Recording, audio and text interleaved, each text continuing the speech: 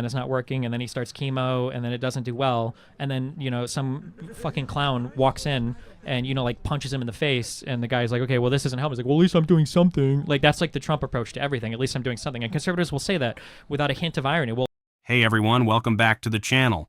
Today we've got something intense for you.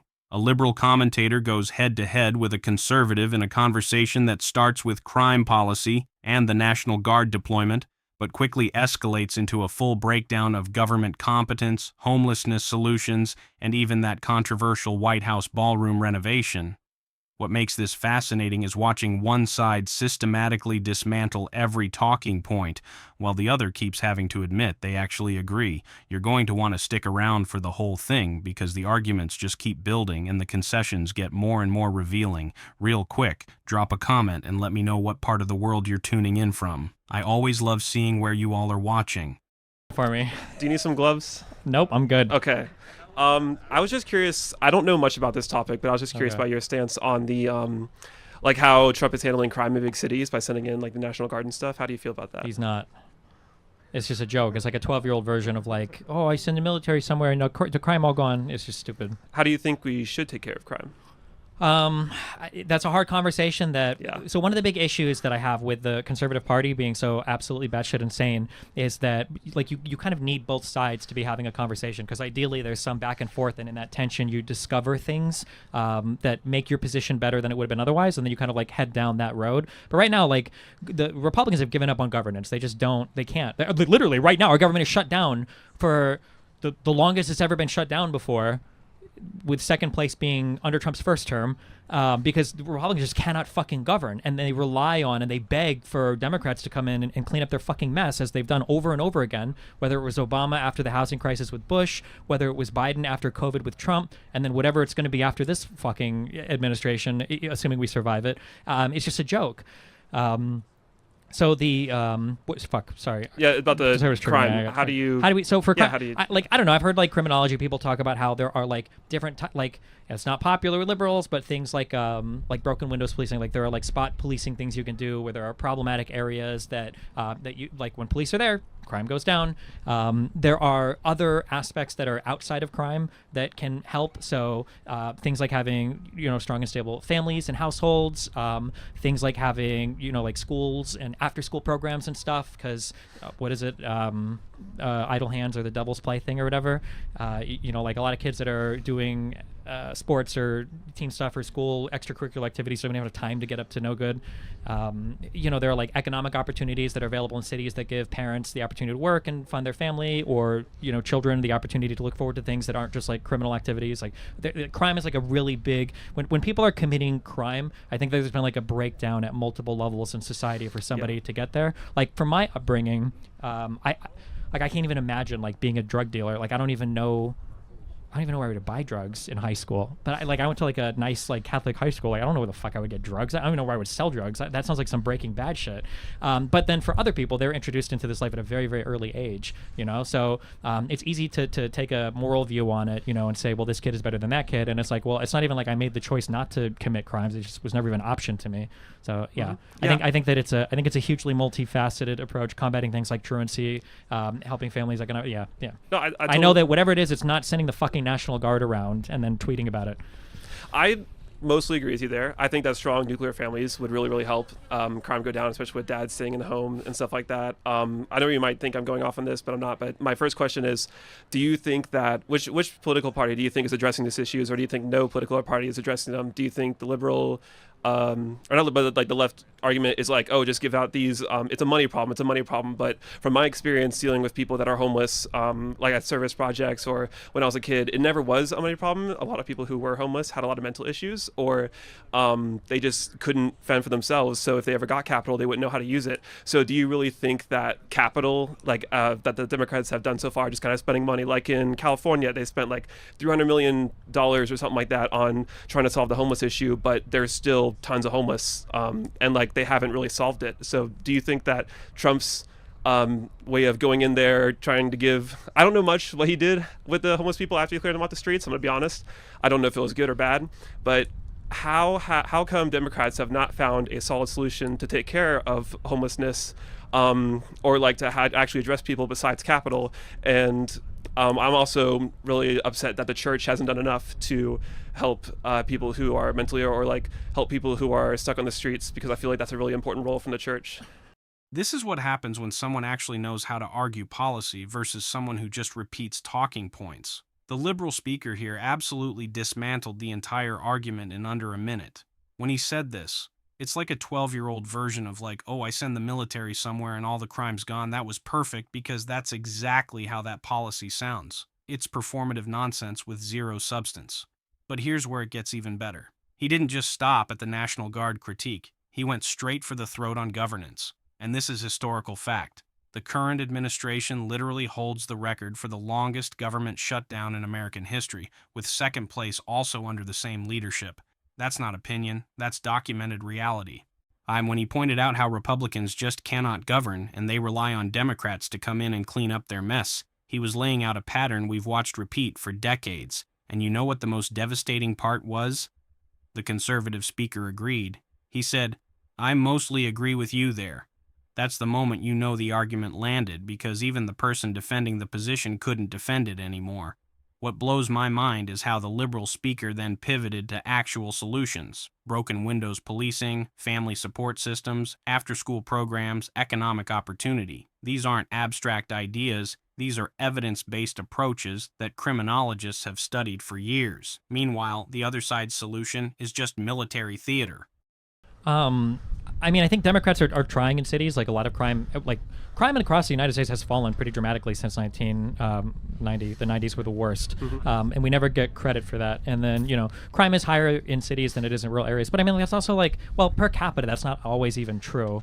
It's easier to commit crime in cities. It's like higher income disparity places. Like, nobody wants to drive 10 miles to go rob a fucking Walmart, but, your corner store down the street might be easier to target.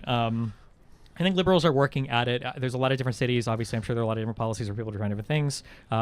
Like Kamala Harris was unpopular for the way that she, enforced, she criminalized truancy, which I would argue might be a bit of an overstep, but she was trying to keep kids in school or whatever, and she used the criminal justice system to do it. I mean, yeah, it's whatever it is. It's not.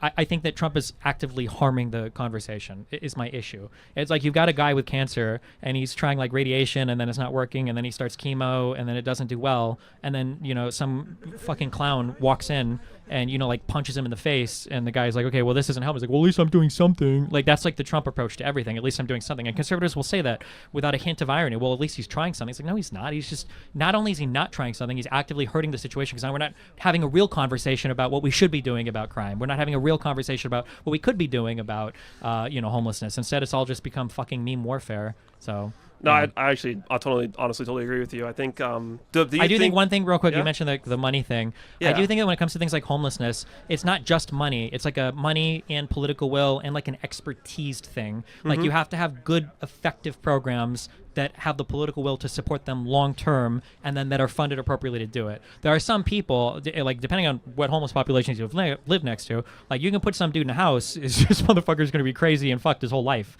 He needs full-time care, he needs full-time, that's going to be the case. There are other people that are in unfortunate situations that can be helped, with a bit of a start. There are people with addiction issues. Nobody that is doing, the fucking zombie drugs on the street is a mentally healthy person. There are issues going on, not necessarily they have schizophrenia, but nobody who is mentally healthy is making this choice. There's other issues that these people need support with. But yeah, it's a money, expertise, and political will problem, and it's hard to bring all three of those together sometimes.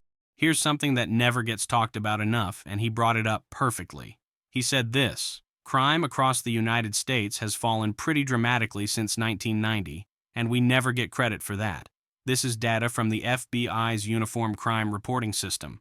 Violent crime peaked in 1991 and has been declining for over 3 decades. But you would never know that from the fear-mongering rhetoric we hear constantly. Then came the analogy that just destroyed everything. He compared the current approach to having a cancer patient trying radiation and chemo, and then some clown walks in and punches him in the face while claiming, at least I'm doing something. That image is brutal because it captures exactly what's happening.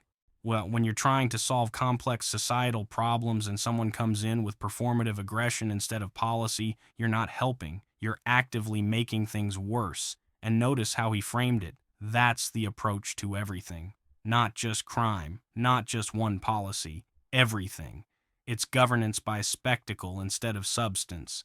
The conservative speaker's response? He said, I actually totally, honestly, totally agree with you. Again. That's twice in one conversation where the person supposedly defending these policies just completely conceded the point. That tells you everything about how weak the actual argument is when you strip away the emotional manipulation and fear tactics. Okay.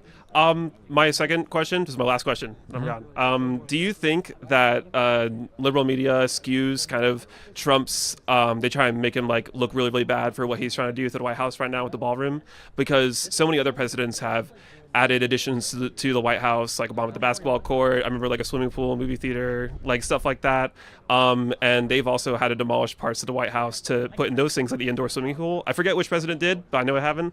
But Well, so like, there's several Yeah. things. So one, I don't think Obama demolished anything to put in a basketball court. I know that he did The a lot. lawn. There was a lot of like renovations and stuff that happened under the Obama administration for like old pipes and electric wiring and stuff. I think a couple issues that one, the government is currently shut down, so it feels really weird that Trump is in the middle of a huge $250 million remodel. That's true. Two, he demolished the entire East Wing to do it. Three, he has the worst fucking taste of any straight man I've ever seen in my entire No, life. that's true. It's It's just all gaudy, gold and marble. It's ugly. Yeah, it's Yeah. disgusting. I'll be honest there. Yeah, and then four, it feels like everything he does is like a monument to himself and his own fucking brand. No, you're right, And then honestly. five, the fact that he's soliciting like private donations to fund it, and they're acting like that's a good thing when Well, it's like it's insanely. Definitely better than the public taxpayer. I mean, it's Why? These are public because we're not facilities. having to pay for it. Well, I mean, at But least we should be paying for it. It's the White House. Well, if it's nice that we don't have to. No, I mean, it's at least not. he's We consistent. should. It's our. It's consistent. Do we want a privately funded?